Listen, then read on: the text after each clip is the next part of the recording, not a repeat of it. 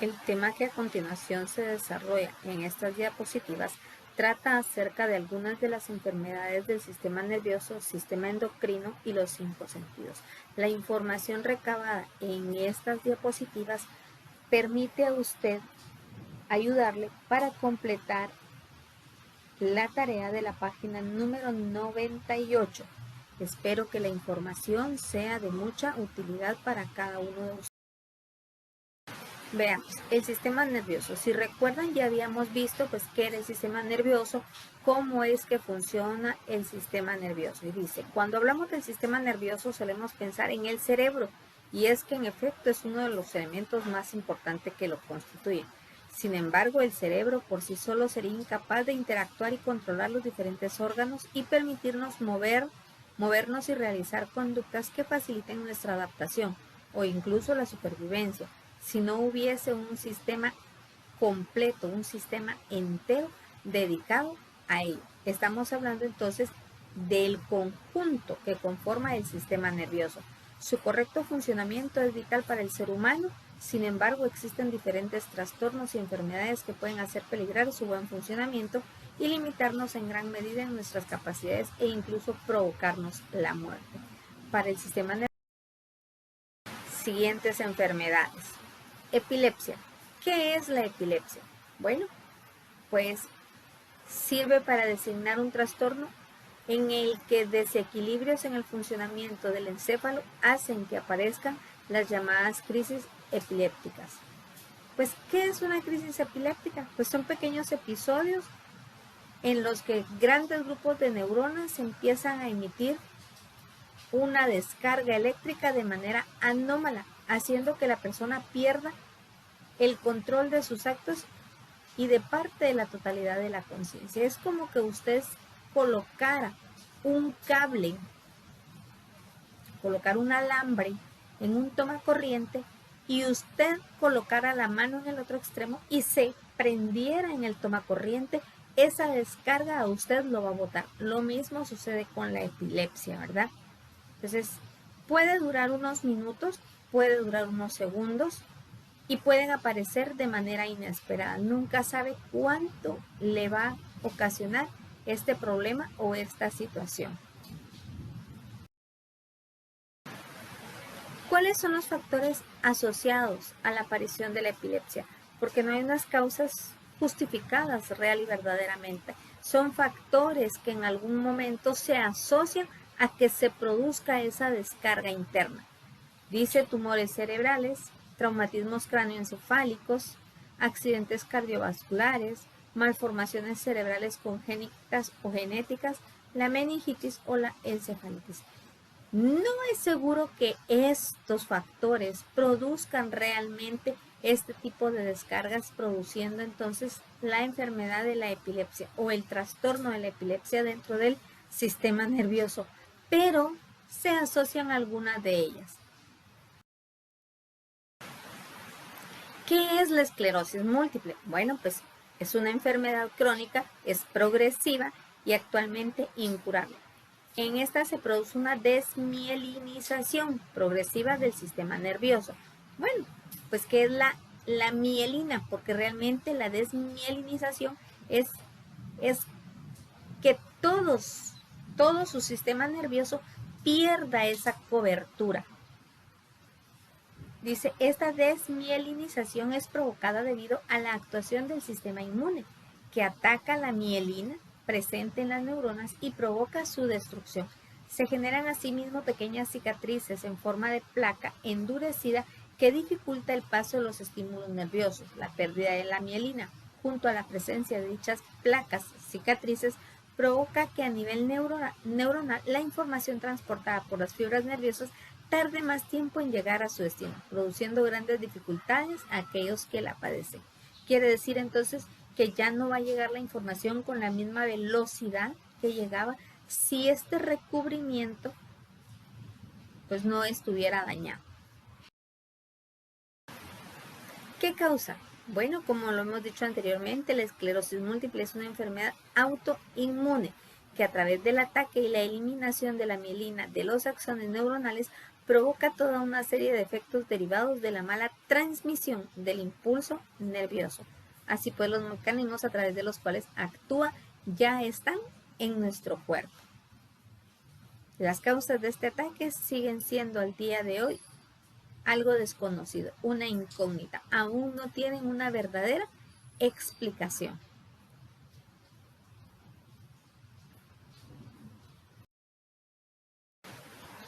Otro de los problemas del sistema nervioso es el síndrome de Guillain-Barré. Algunas enfermedades de tipo autoinmune, como el síndrome inmune, ¿sí? Autoinmune, son enfermedades de tipo autoinmune, como que si nosotros automáticamente nuestro propio sistema las produjera. Como el síndrome de Guillain-Barré puede provocar que nuestro sistema inmunológico ataque a los nervios del sistema nervioso, cosa que los daña y dificulta o imposibilita la transmisión de señales nerviosas. Con el síndrome de Guillain-Barré, lo que sucede es que se producen parálisis en nuestras extremidades. Podemos llegar a perder, inclusive en algunos casos, algunas de otras actividades que realiza nuestro cuerpo de forma involuntaria o voluntaria en un momento dado, porque usted el brazo lo mueve voluntariamente, pero el hecho de tener que realizar sus necesidades fisiológicas, pues también eso no es voluntario, eso es involuntario, porque cuando usted necesita evacuar, su sistema automáticamente pues realiza la función, le avisa a su cerebro al resto y su cerebro al resto de su cuerpo qué es lo que necesita hacer. Sin embargo, Guillain-Barré podría provocar que todo esto se perdiera. Las neuralgias son enfermedades y trastornos del sistema nervioso que se caracterizan por la presencia de dolor derivado de un mal funcionamiento, pinzamiento, alteración de las vías nerviosas vinculadas a la percepción del dolor. Ustedes han visto, ¿verdad?, que la cabeza, las neuralgias son fuertes. Veamos, a continuación vamos a ver algunas de las enfermedades de su sistema endocrino. Y su sistema endocrino está formado por diferentes glándulas y diferentes órganos. En este caso en específico vamos a hablar de la tiroides. Es una glándula que conforma el grupo de glándulas que tiene forma de mariposa y está ubicada en el cuello, justo arriba de la clavícula. Cabal aquí donde se nos juntan las dos puntas de la clavícula y se nos hace un pequeño agujerito y usted lo puede tocar, pues justo ahí arriba de ella se encuentra. Es una de las glándulas que producen hormonas. La hormona tiroidea controla el ritmo de muchas actividades del cuerpo. Estas incluyen la velocidad con la que se queman calorías y cuán rápido late el corazón. Todas estas actividades componen el metabolismo. Pero ¿cuáles son los problemas que podría presentar la tiroides? Bocio, agrandamiento de la tiroides. Quiere decir que en la parte baja del cuello, por debajo de su barbilla, va a empezar a crecer el bocio. El hipertiroidismo, cuando la glándula tiroides produce más hormona tiroidea de lo que el cuerpo necesita. Hipotiroidismo, cuando la glándula no produce suficiente hormona tiroidea. Cáncer, son unos nódulos, son como unos nudos, bultos en la tiroides. La tiroiditis es una hinchazón de la tiroides. Para el diagnóstico de enfermedades de la tiroides, los médicos usan su historia clínica, un examen físico y pruebas para la tiroides. A veces también utilizan una biopsia. El tratamiento depende del problema, pero puede incluir medicamentos, terapia con yodo radiactivo o cirugía de tiroides. El síndrome de Cushing. Bueno, pues el síndrome de Cushing aparece cuando el cuerpo tiene demasiada hormona de cortisol a lo largo del tiempo. Puede ser el resultado de tomar corticosteroides por vía oral o de que el cuerpo produzca demasiado cortisol. ¿Qué produce el exceso de cortisol? Algunos signos distintivos del síndrome de Cushing. Una joroba grasa entre los hombros, quiere decir por detrás de su cabeza, justo donde está donde empieza su columna vertebral, y usted la puede tocar, un abultamiento ahí de grasa. Una cara más redondeada y estrías de color rosado púrpura en la piel. El síndrome de Cushing también puede provocar hipertensión arterial, pérdida de masa ósea y en ocasiones diabetes tipo 2. Los tratamientos pueden normalizar los niveles de cortisol y mejorar los síntomas. Cuanto antes se inicie, mucho mejor.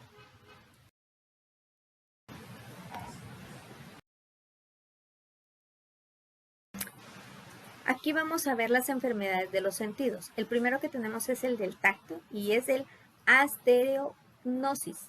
Se produce cuando existe alguna lesión de los nervios que envían la información desde los receptores del tacto al sistema nervioso central. Debido a ello se pierde entonces la facultad de reconocer el tamaño, la forma, la textura. Quiere decir que entonces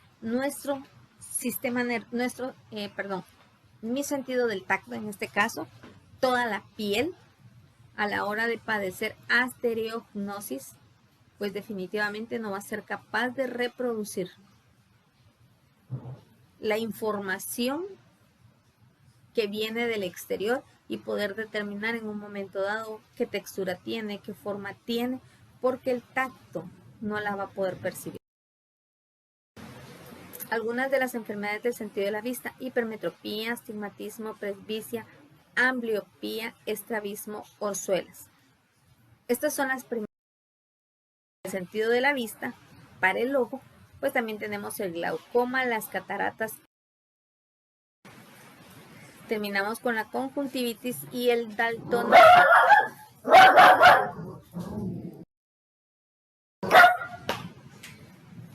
Enfermedades del oído. Dentro de las enfermedades del oído encontramos la sordera, la otitis media aguda y el vértigo. Las enfermedades del olfato, la hiposmia, que es una disminución o capacidad olfativa, y la anosmia, la incapacidad total. Las enfermedades del sentido del gusto los vamos a considerar como trastornos que podrían tener. Y estas incluyen la disgeusia, la hipogeusia y la ageusia. Cada una de ellas pues me determina un trastorno. En algún caso, pues definitivamente, como la ageusia, es la pérdida completa del. ¿Cuáles son las causas de los trastornos del sentido del gusto? Bueno, pues infecciones de las vías respiratorias, que algunas personas con cáncer hayan recibido radioterapias en la cabeza y el cuello, exposición a productos químicos, alguna lesión en la cabeza, alguna cirugía en el oído, la nariz o la garganta, una mala higiene bucal y problemas. Hábitos saludables para sus sentidos. El tacto: evitar el contacto con sustancias corrosivas. El calor, por ejemplo, que puedan lesionar los tejidos destruyendo los receptores, provocando dolor. La vista: leer a la distancia adecuada. El oído: recomendable la limpieza periódica. El gusto: no tomar sus sustancias abrasivas. Y el olfato es